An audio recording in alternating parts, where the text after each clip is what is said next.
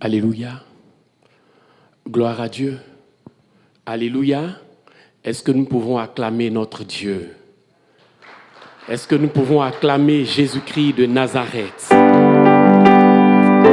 merci Seigneur. Merci Roi des Rois. Merci Dieu vivant. Merci Dieu éternel. Merci Seigneur.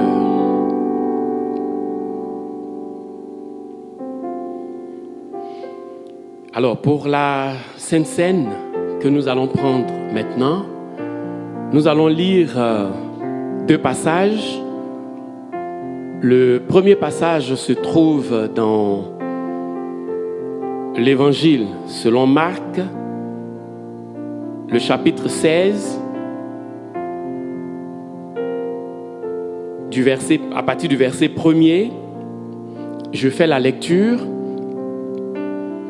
Lorsque le sabbat fut passé, Marie de Magdala, Marie, mère de Jacques et Salomé, achetèrent des aromates afin d'aller embaumer Jésus.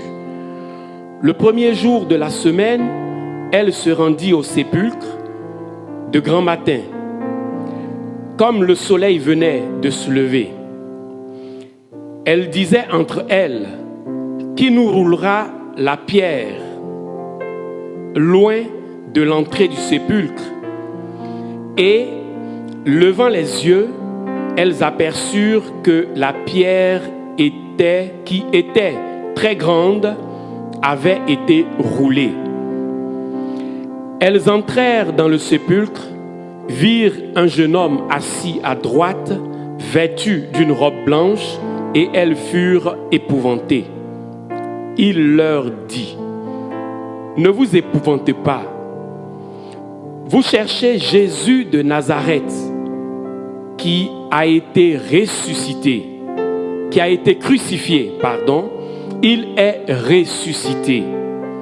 Il n'est point ici. Voici le lieu où on l'avait mis. Alléluia. Vous cherchez Jésus de Nazareth, qui a été crucifié. Il est ressuscité. Alléluia. Notre Seigneur Jésus est ressuscité le 3e jour après avoir été crucifié. Et nous lisons Luc, le chapitre 22, à partir du verset 14. L'heure étant venue, il se mit à table et les apôtres avec lui. Il leur dit: j'ai désiré vivement de manger cette Pâque avec vous avant de souffrir, car je vous le dis, je ne la mangerai plus jusqu'à ce qu'elle soit accomplie dans le royaume de Dieu.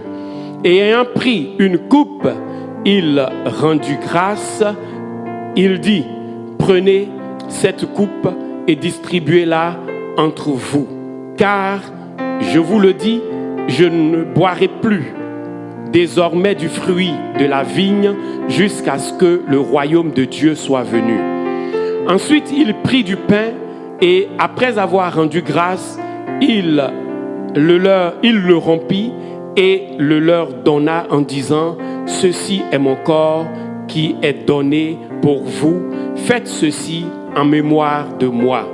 Il prit de même la coupe après le souper et la leur donna en disant: cette coupe est la nouvelle alliance en mon sang qui est répandue pour vous. Alléluia. Effectivement, la Sainte Seine que nous prenons, le repas du Seigneur, représente le corps meurtri, le corps brisé, le corps de notre Seigneur Jésus-Christ. Et le vin représente son sang qui est versé, qui a coulé sur la croix pour nous sauver. Alléluia. Alléluia. Nous allons ensemble faire comme les disciples. De même, il prit le pain, le rompit. Nous allons ensemble prendre le pain qui représente le corps de Jésus-Christ brisé pour nous. Nous prenons ensemble le pain.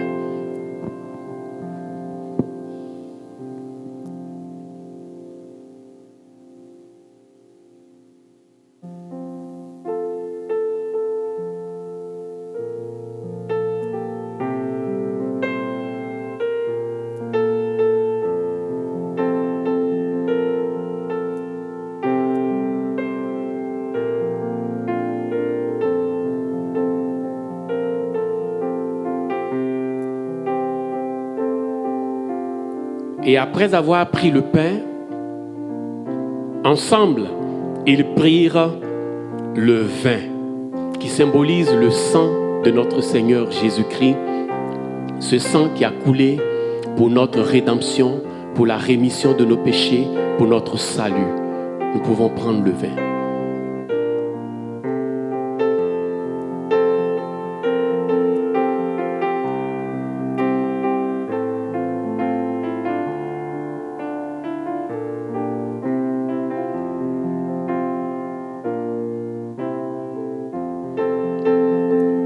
Seigneur, merci pour le repas que nous venons de prendre, parce que c'est le repas de la délivrance, le repas qui nous donne la vie, le repas qui nous donne, ô Dieu, de marcher jusque dans l'éternité. Merci, ô Dieu, pour le pain, pour le vin, symbole de ton corps brisé, symbole de ton sang versé, pour nous donner la vie, pour nous donner le salut. Que tu sois honoré, que tu sois béni, que tu sois glorifié pour la grâce que tu nous fais. Béni sois-tu. Seigneur, bénis tout un chacun. Bénis mon frère, bénis ma sœur, et que toute la gloire te revienne au nom de Jésus-Christ. Amen. Amen. Voilà, nous allons maintenant passer au message.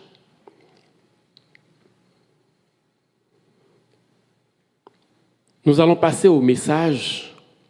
Et ce matin, nous savons tous que c'est le dimanche de Pâques. Et par la grâce de Dieu, nous sommes en vie. Par la grâce de Dieu, nous nous sommes retrouvés pour glorifier notre Dieu, pour adorer notre Dieu. Alléluia. Alléluia. Nous allons prendre le passage qui est soumis à notre réflexion ce matin. 1 Corinthiens, le chapitre 5, du verset 7 au verset 8. Et le thème que je soumets à notre réflexion, c'est Christ, notre Pâques, ou bien Christ, notre victoire. Christ, notre victoire, parce que Jésus-Christ a triomphé de la mort. Il a triomphé de la mort, il est sorti victorieux du tombeau pour nous donner la vie. Alléluia. Nous lisons ensemble 1 Corinthiens chapitre 5, versets 7 à 8. Faites disparaître le vieux levain, afin que vous soyez une pâte nouvelle.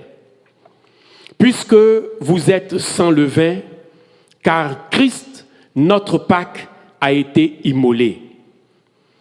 Célébrons donc la fête, non avec du vieux levain, non avec un levain de malice et de méchanceté, mais avec les pains sans levain de la pureté et de la vérité. Amen. Seigneur, merci pour ta parole que nous allons écouter. Nous prions que, Père, tu viennes prendre le contrôle de toutes choses, que tu viennes nous instruire, que tu viennes, ô Dieu de gloire, partager avec nous, afin que ton nom soit glorifié. Seigneur, nous voici devant toi. Instruis-nous afin que nous puissions marcher à ta suite. Seigneur, jusque dans l'éternité, parce que c'est toi qui nous donnes la vie éternelle. Béni sois-tu, Père, au nom de Jésus-Christ. Amen. Alléluia. Effectivement, aujourd'hui, nous célébrons un peu la Pâque partout dans le monde. Et ce que nous constatons, c'est que plusieurs comprennent la Pâque de diverses manières. Il y en a qui reconnaissent la Pâque juste à travers les œufs, à travers le chocolat. Il y en a d'autres qui reconnaissent la Pâque juste comme une fête, comme une célébration. Mais nous reconnaissons la Pâque autrement. Nous reconnaissons la Pâque comme étant un mémorial, un souvenir. Et c'est ce souvenir que je voudrais que nous puissions partager ce matin. La Pâque est la fête solennelle des Juifs, célébrée chaque année en mémoire de leur sortie d'Égypte, commémorant leur affranchissement de l'esclavage sous le règne pharaonique.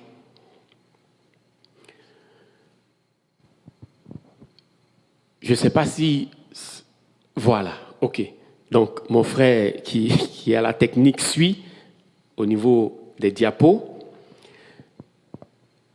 Donc, pour l'histoire, si nous revenons un peu dans l'Ancien Testament, nous nous rendons compte et nous lisons que le peuple d'Israël était en Égypte esclave pendant plusieurs années. Et lorsque le temps que Dieu a fixé était accompli, Dieu a opéré le miracle de leur délivrance en les sortant de l'Égypte. Dieu va susciter de grands miracles en Égypte, au bout desquels le peuple de Dieu va sortir de l'Égypte, sera délivré de l'esclavage. Alléluia. Quand nous lisons dans Exode 12, depuis le premier verset, nous voyons comment Dieu va délivrer le peuple d'Israël de la main de Pharaon, après plusieurs plaies. Il y a eu en tout 10 plaies, les unes après les autres, jusqu'à la dernière plaie où Pharaon et le peuple d'Égypte sera marqué et Pharaon décide de laisser partir le peuple d'Israël. Alléluia. Et donc, si nous lisons Exode, le chapitre 12,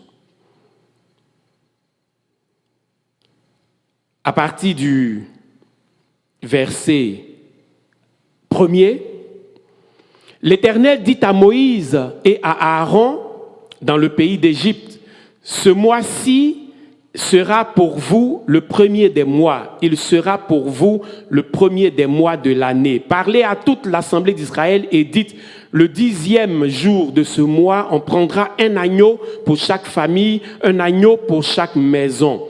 Ce sera, au verset 5, ce sera un agneau sans défaut.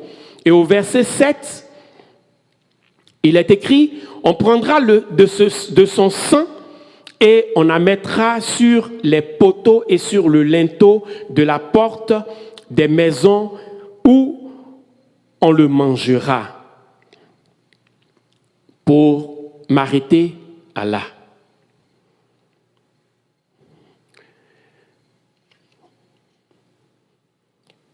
Alors, quand nous lisons ce passage, Dieu donne des instructions à Moïse et au peuple d'Israël pour leur délivrance.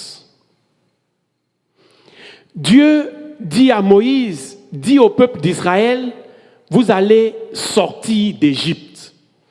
Vous allez partir d'Égypte. Avant de partir, vous allez manger un agneau sans défaut. Vous allez préparer un agneau sans défaut avec des herbes amères et vous allez manger cet agneau à la hâte.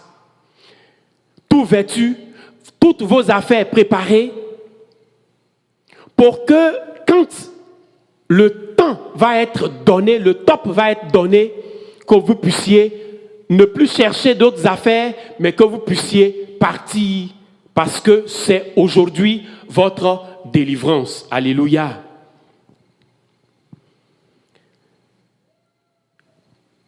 Et le verset 8, je continue la lecture. Cette même nuit, on en mangera la chair rôtie au feu, on la mangera avec des pains sans levain et des herbes amères.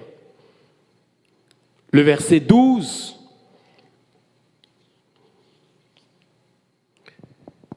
Le verset 12 nous dit, cette nuit-là, je passerai dans le pays d'Égypte et je frapperai tous les premiers-nés du pays d'Égypte, depuis les hommes jusqu'aux animaux, et j'exercerai des jugements contre tous les dieux d'Israël. Je suis l'Éternel. Alléluia.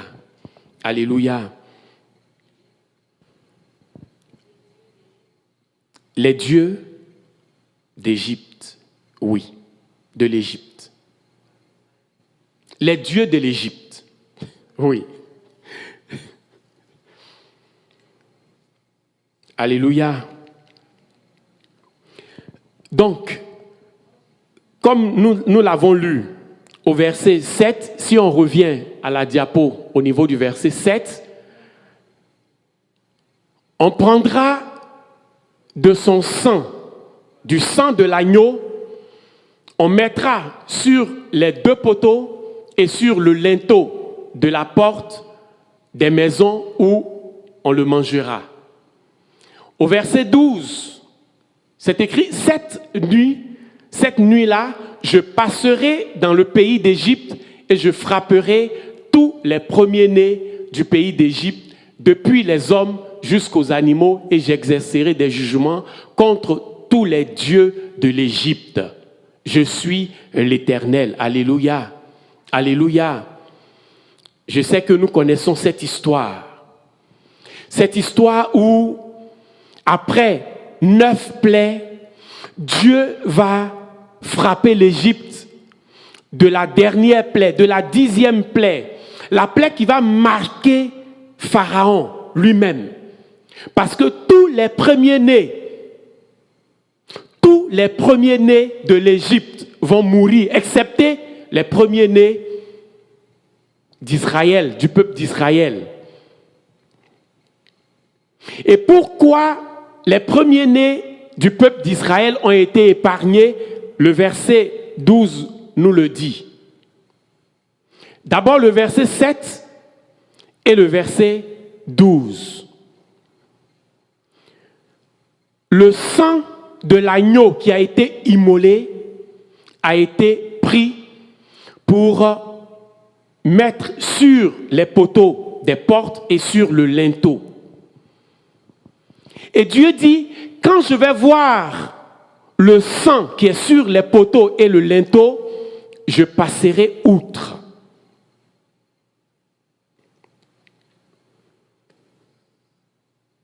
Alors, la signification de la Pâque. La Pâque en araméen signifie passer par-dessus. Passer par-dessus. Effectivement, quand nous lisons ce passage du verset 7 et le verset 12, Dieu va épargner le peuple d'Israël. Et passer par-dessus représente également la mort et la résurrection de notre Seigneur Jésus-Christ. La Pâque a été instituée ainsi en Israël par Dieu qui délivre son peuple de la servitude. Alléluia. Alléluia. Qui délivre son peuple de l'esclavage.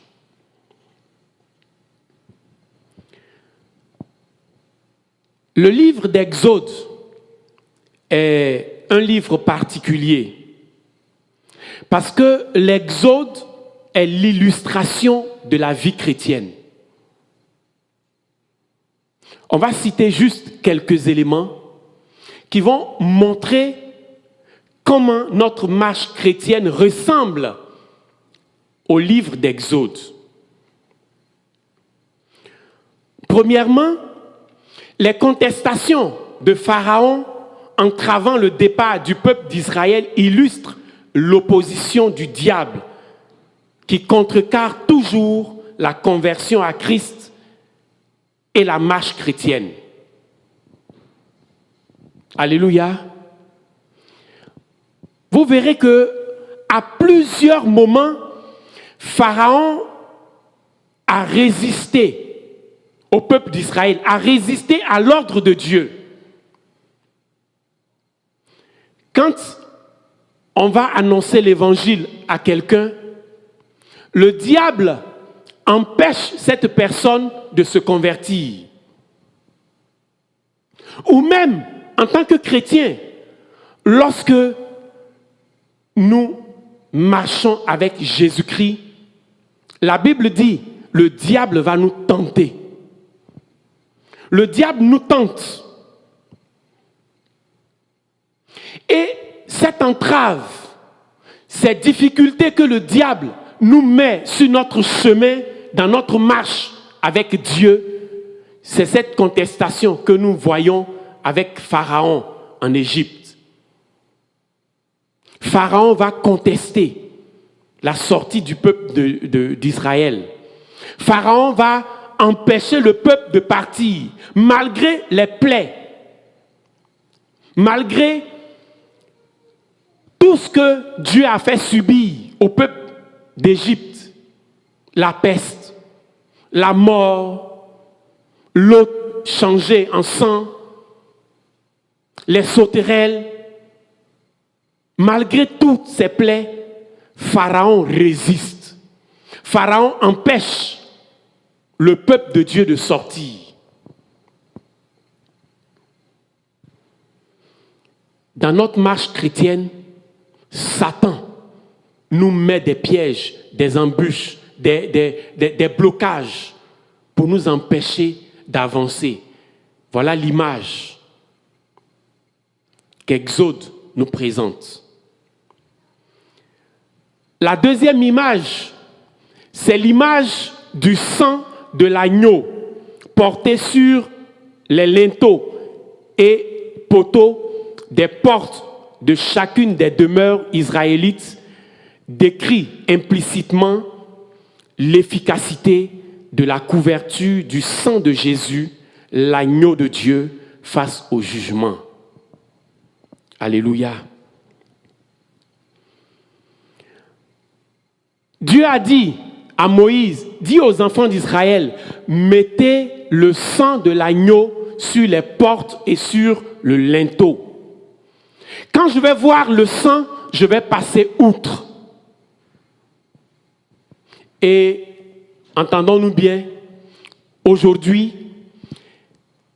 à la mort et à la résurrection de notre Seigneur Jésus-Christ, son sang qui a coulé est la garantie, est, je dirais, l'élément essentiel qui nous épargne des œuvres des ténèbres. Alléluia. Parce que le sang de Jésus-Christ a coulé, alors nous avons la vie. Alléluia. Amen. Alléluia. Parce que le sang de Jésus-Christ a coulé, alors nous avons la vie.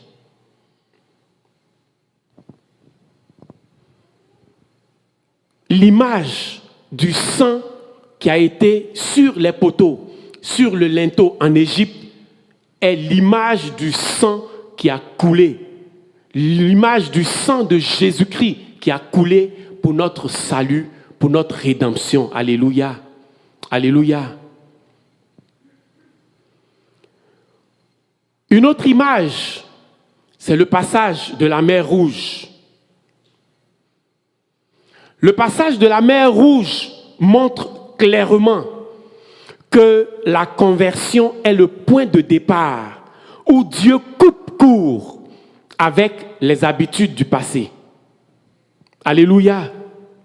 Le passage de la mer Rouge montre que nous sommes passés de la mort à la vie. Nous sommes passés des ténèbres à la lumière. Nous sommes passés de l'état de péché à la vie éternelle. Alléluia. Alléluia. Quand nous regardons un peu le peuple d'Israël en Égypte qui était maltraité, qui était sous l'esclavage, sous les fardeaux, les travaux, ils étaient battus. C'est de la même manière que quand quelqu'un ne connaît pas Jésus, le diable le maltraite, le diable le bat, le diable l'entraîne à faire des choses ignobles. Mais par la mort et par la résurrection de Jésus-Christ, si quelqu'un accepte cette vérité, accepte Jésus-Christ comme Seigneur et Sauveur personnel, il est passé des ténèbres à la lumière. Et il passe de la mort à la vie. Il passe des choses ignobles à de bonnes choses. Alléluia. Alléluia.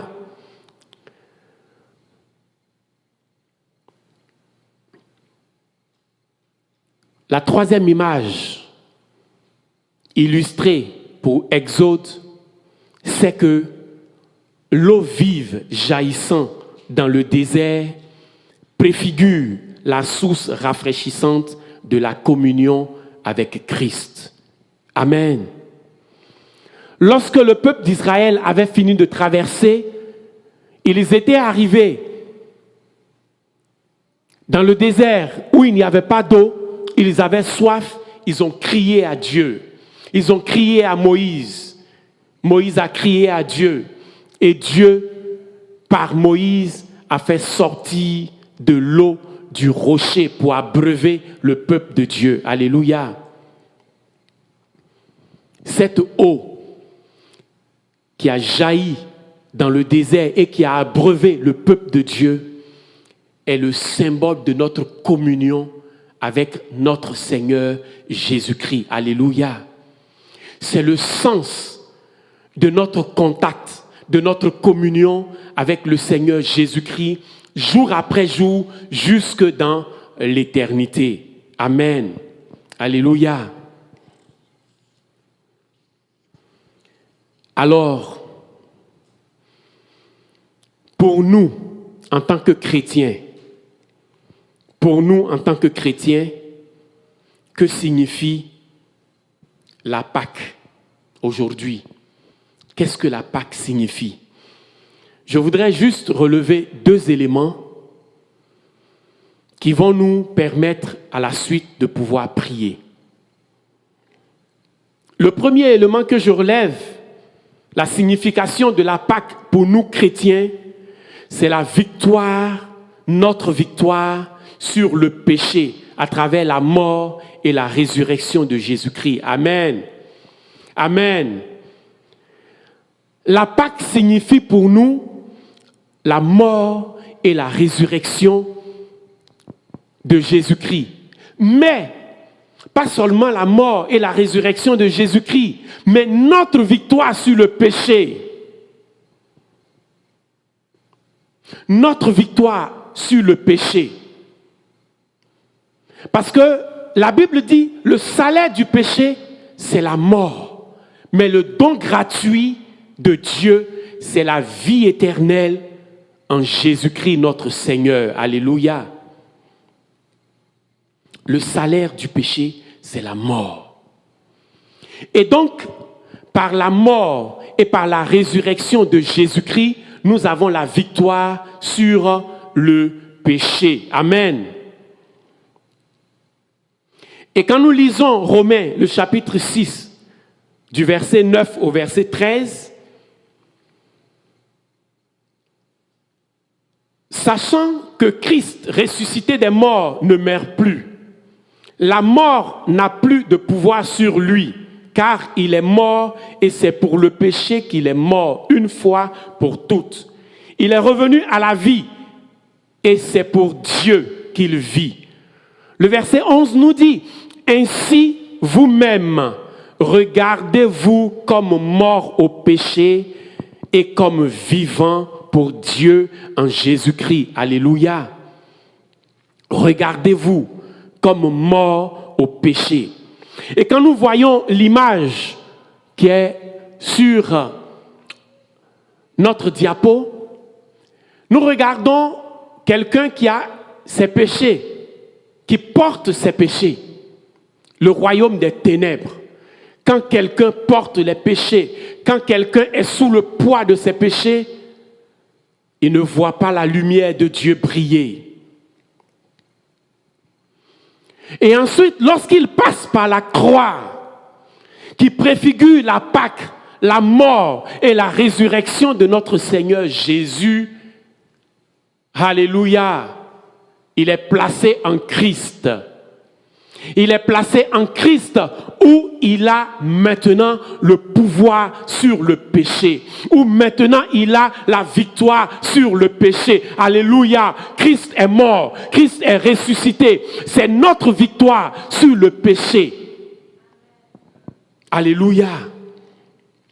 Nous ne devons plus marcher et vivre dans le péché.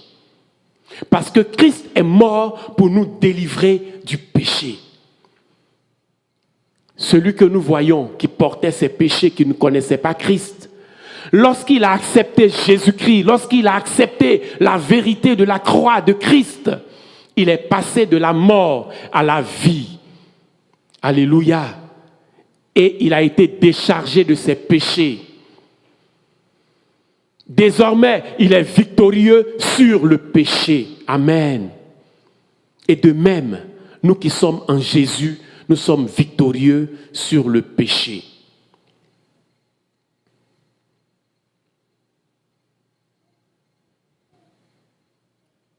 Le deuxième élément que je voudrais aborder, c'est une communion avec Jésus-Christ pour nous mener jusque dans la vie éternelle. Alléluia. Une communion avec Jésus-Christ, une communion constante, une communion absolue, une communion régulière avec notre Seigneur Jésus-Christ pour nous mener jusque dans la vie éternelle. Quand nous lisons 1 Jean, le chapitre 1, le verset 3, ce que nous avons vu et entendu, nous vous l'annonçons à vous aussi, afin que vous aussi vous soyez en communion avec nous. Or, notre communion est avec le Père et avec le Fils, avec son Fils Jésus-Christ. Amen. Amen. Notre communion est avec Jésus-Christ. Et notre communion doit se vivre par deux éléments. Il y en a plusieurs. Je cite juste deux éléments. Une communion par la prière, la louange et l'adoration.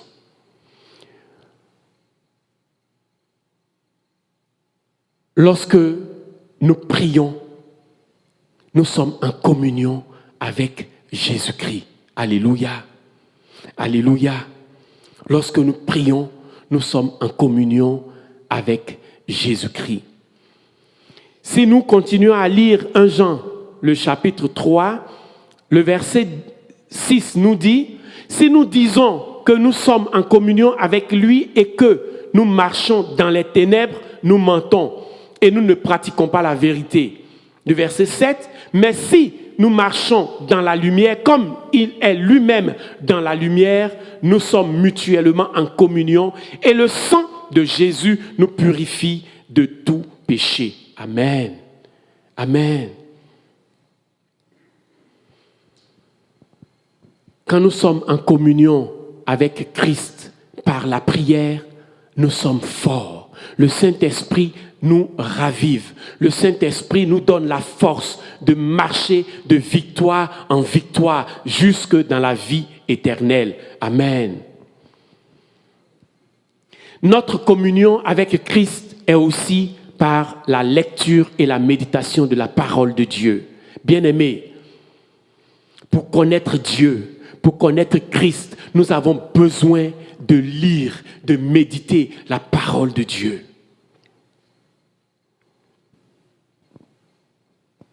Notre communion par la lecture et la méditation de la parole de Dieu. C'est par la parole de Dieu que nous allons avoir la foi. C'est par la parole de Dieu que nous allons savoir comment marcher dans la vie chrétienne. C'est par la parole de Dieu que nous allons savoir les vérités qui nous permettront d'aller au ciel. Les temps sont mauvais.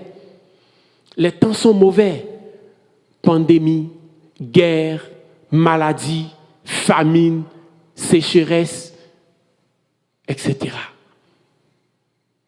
Mais il y a une chose qui est importante. Si nous lisons la parole de Dieu, si nous connaissons la parole de Dieu, nous nous laissons guider par la parole de Dieu, nous sommes en communion avec Christ.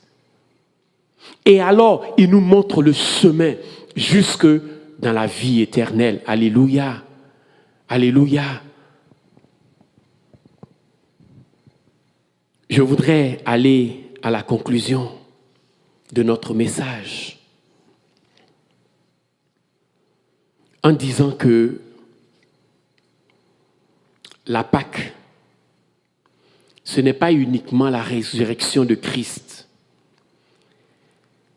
mais bien plus, c'est la mort de Christ. C'est son sacrifice, son pardon qu'il nous accorde chaque jour. C'est notre rachat, parce qu'en mourant sur la croix, il nous a rachetés de la mort. Tous ont péché et sont privés de la gloire de Dieu. Mais par la mort et par la résurrection de Jésus-Christ, nous sommes passés des ténèbres à la lumière. Nous avons la vie éternelle. Alléluia. C'est aussi pour avoir le droit à une vie éternelle, pure et sans péché. C'est ça la Pâque pour nous. La Pâque, c'est le sacrifice de Christ. C'est son pardon. C'est notre rachat. Je pourrais dire notre résurrection avec Christ. Parce que nous sommes quittés du péché pour venir à la vie de Christ. C'est la vie éternelle que Christ nous donne quand nous lisons dans Jean le chapitre 10, le verset 28. Jésus dit, je leur donne la vie éternelle. Je leur donne la vie éternelle. Alléluia. Je leur donne la vie éternelle. Et elles ne périront jamais. Et personne ne les ravira de mes mains. Alléluia. Quelle grâce que nous avons parce que Jésus nous donne la vie éternelle. Et Jésus dit, nous ne périrons pas. Nous ne périrons jamais.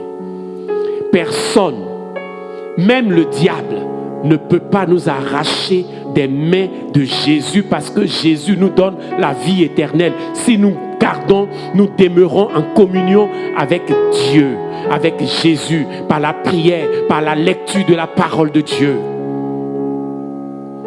Si nous regardons 1 Jean, le chapitre 5, du verset 11 au verset 13, il est écrit, et voici ce témoignage, c'est que Dieu nous a donné la vie éternelle et que cette vie est dans son Fils.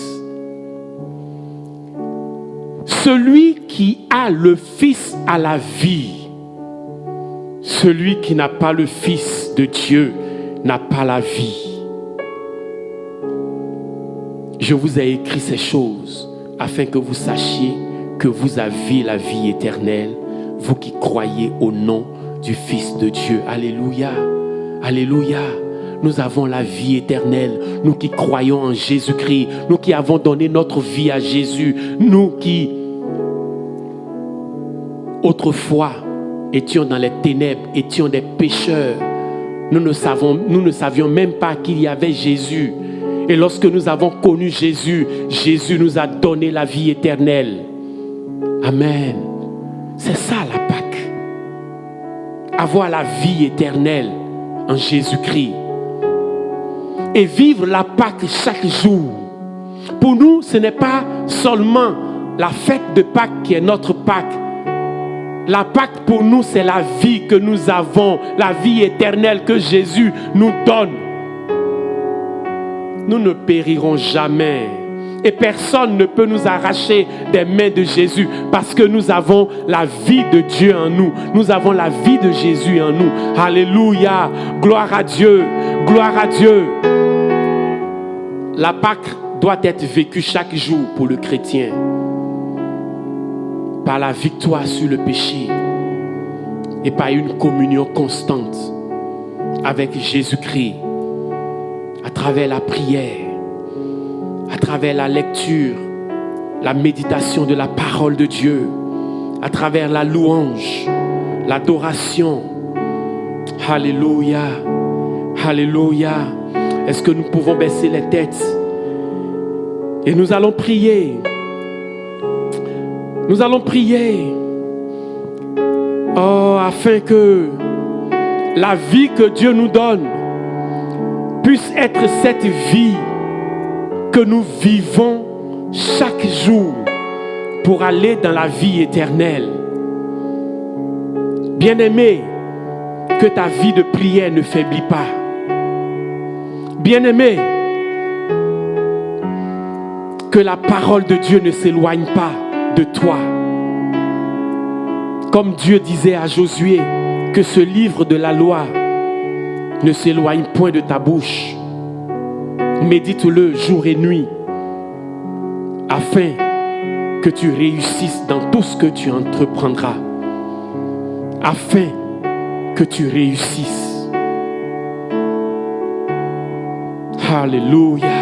Oh Seigneur, dans ta grande bonté, tu nous as donné Jésus, qui est passé à la croix, qui est mort, qui est ressuscité, pour nous donner la vie, pour nous montrer le chemin de la vie éternelle. Et notre vie est cachée en Jésus. Et par la vie que Jésus nous donne, nous sommes heureux. Parce que Seigneur, nous vivons cette communion avec lui. Nous vivons cette vie avec lui. Et Seigneur, ton désir, c'est que nous puissions vivre chaque jour la Pâque. Que nous puissions vivre chaque jour la communion avec toi.